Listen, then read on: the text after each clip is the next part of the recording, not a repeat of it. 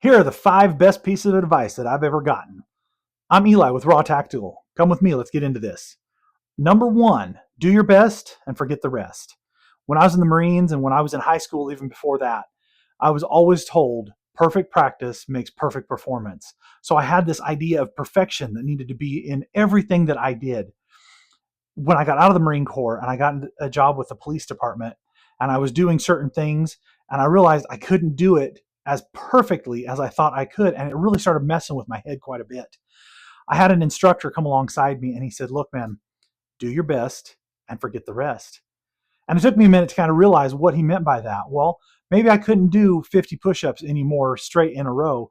I could do 30 and then I could do the other 20 on my knees. That was doing my best. Forget about the fact that I couldn't do 50 at that moment. I could build up strength to it. Maybe I couldn't run the length that I used to. Maybe I couldn't shoot as straight as I was hoping that I could because the weapon system was different than something that I was used to. Either way, do your best, forget the rest. Continue to learn, continue to grow, and your best is going to keep getting better and better and better. That's one thing that I found. Number 2, resilience is a choice. You have the choice to either stay down after you've been knocked down or to get back up again.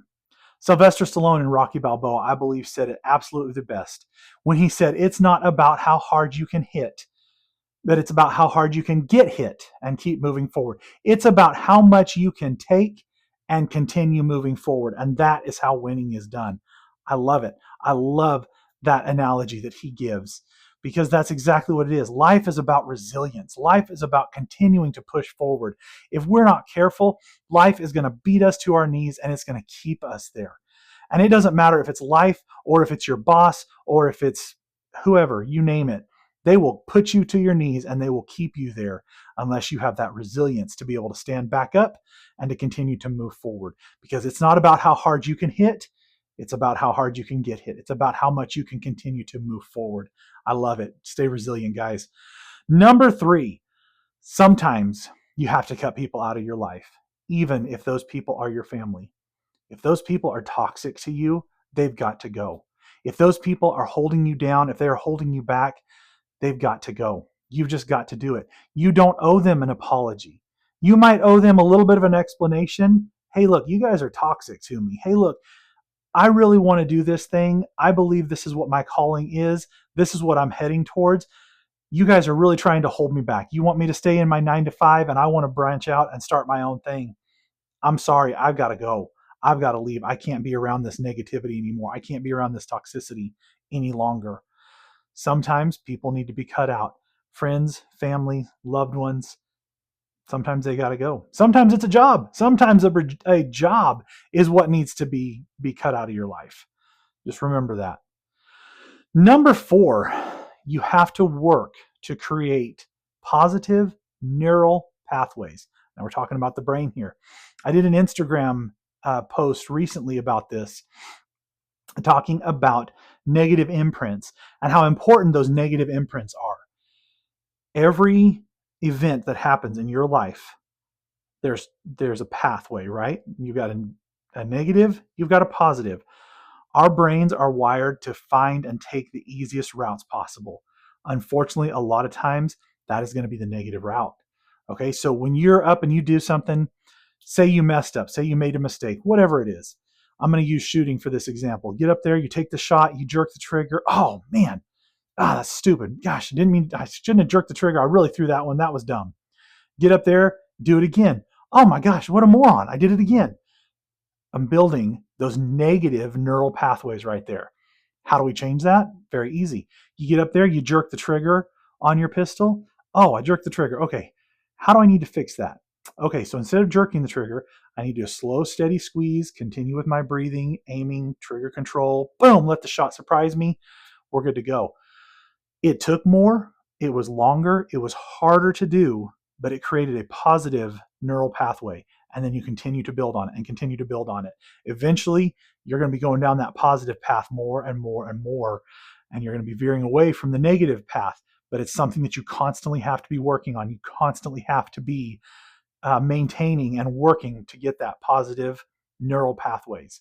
And number 5, it's always cheaper to buy the whole cow than it is to go to the supermarket and piece it out bit by bit.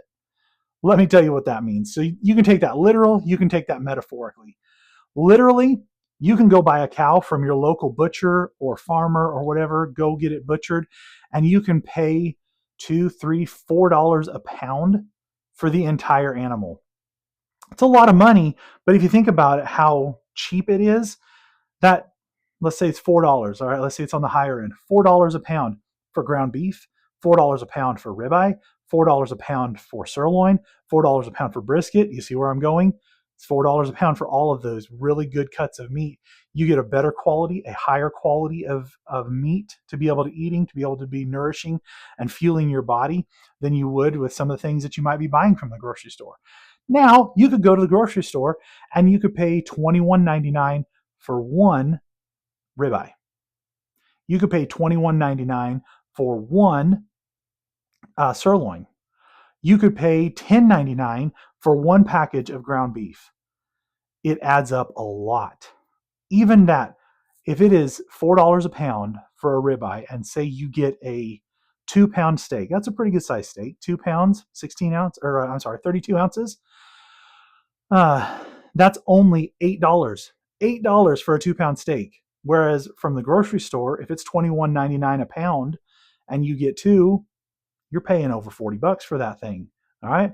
Same thing. Let's take it metaphorically. If you need a vehicle to get to and from work, why wouldn't you go out and spend the extra money, buy a reliable vehicle? I'm not talking the top of the line, GMC Denali, high end, driving in a new Bugatti, nothing like that. Buy something that's reliable, something that can get you to and from work. That's how you get paid. That's how you are able to make your living. That is how you are able to pay your bills, to get food to put on the table. That's how you're able to do the things that you need to do and the things that you want to do in your life. So why not have reliable transportation to be able to get you to and from that work, right? Pay a little bit more, go get that nicer car, that more reliable car, I should say. And don't worry about the junker that's going to break down every other day, that you're going to be spending $200, $300, $500 every week to fix something. The alternator's gone out, the fuel pump's gone out, the this, the that, the whatever. Stop nickel and diming yourself. You're better than that. You're better than that. Go get the more expensive thing.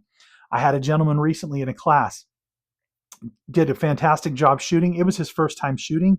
He decided he wanted to go out and get a gun belt. Has all the bells and whistles on it. This gun belt was about $800 with everything on there.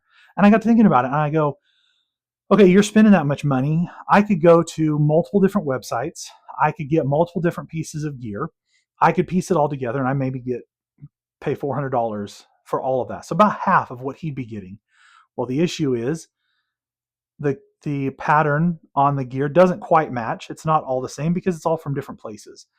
The quality of the gear is not nearly as high as this more expensive one is. On and on and on. The holster isn't even as good as the one that he's getting for it. If he needs it in a life and death situation, he's got to have something that he can rely upon.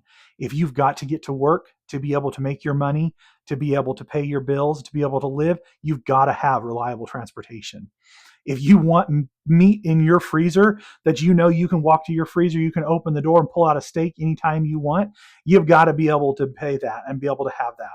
So it's always cheaper to buy the whole cow in the end than it is to go to the supermarket and piece things out. So these have been 5 of the best pieces of advice that I've gotten in my life. I hope it helped. I look forward to seeing you guys out there. And remember, guys, walk by faith, shoot by sight.